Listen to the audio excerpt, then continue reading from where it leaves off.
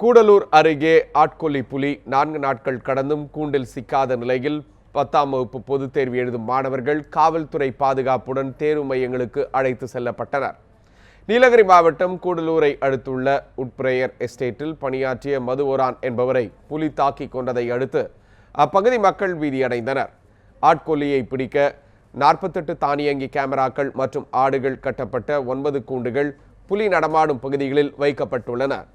இது மட்டுமல்லாமல் மற்ற பகுதிகளுக்கு புலி தப்பிச் செல்வதை தடுக்க அதிரடி படையினர், வனத்துறையினர் மற்றும் காவல்துறையினர் இணைந்து ரோந்து பணியையும் மேற்கொண்டு வருகின்றனர். இந்நிலையில் 4 நாட்களாகியும் புலி கூண்டில் சிக்காததால் வனத்துறையினரும் அப்பகுதி மக்களும் ஏமாற்றமடைந்துள்ளனர். புலி பிடிபடும் வரை யாரும் வீட்டை விட்டு வெளியேற வேண்டாம் என்று மாவட்ட நிர்வாகம் அறிவுறுத்ததை அடுத்து மக்கள் வீட்டுக்குள்ளேயே முடங்கினர். இந்நிலையில் இன்று 10ஆம் வகுப்பு தேர்வு நடைபெறுவதால் மாணவ மாணவிகள் காவல்துறை பாதுகாப்புடன் தேர்வு மையங்களுக்கு அழைத்து செல்லப்பட்டனர்.